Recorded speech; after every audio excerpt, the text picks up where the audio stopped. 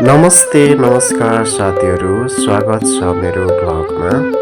आज म तपाईँहरूलाई लिएर जान्छु काठमाडौँको कोलाहलपूर्ण वातावरणबाट टाढा शान्त र रमणीय प्रकृतिको काखमा।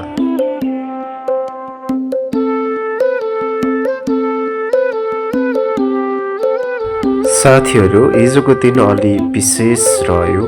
सहरको भिडभाड, धुलो, धुवाँ अनि ट्राफिकको आवाजबाट छुटकारा पाएर म प्रकृतिसँगै केही क्षण बिताउन निस्किएको थिएँ। हरेक पटक यस्तो शान्त ठाउँमा आउँदा मन हल्का हुन्छ र आत्मा पनि ताजा हुन्छ।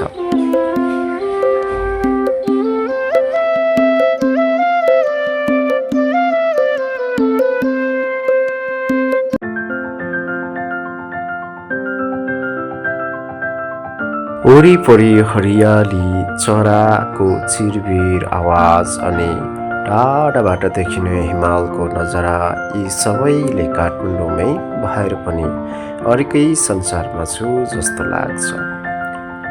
कहिलेकाहीँ हामीलाई सहरको व्यस्त जीवनभन्दा टाढा गएर आफैलाई समय दिन अति आवश्यक हुन्छ। ल आउनुहोस् है त तपाईँ हामी सँगै मिलेर काठमाडौँबाट टाढा रहेको कोलाहलपूर्ण ठाउँबाट टाढा रहेको ठाउँ घुम्न जाउँ है।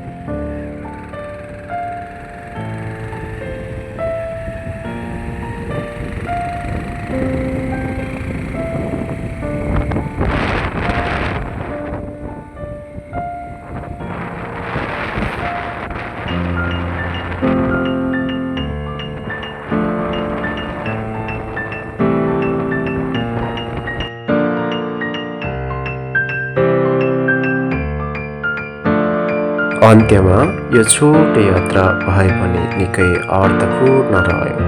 म आशा गर्दछु तपाईँहरूलाई पनि यो मेरो भिडियो अथवा भ्लग मन पर्यो होला।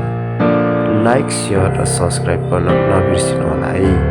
र कमेन्टमा लेख्नुहोस् तपाईँले पनि कहिले यसरी सहरको भिडभाडबाट टाढा बसेर प्रकृतिसँग बिताउनु भएको छ कि छैन, लेख्नुहोस् है त भन्दै आजलाई चाहिँ बिदा हुन चाहन्छु। हस्त नमस्ते।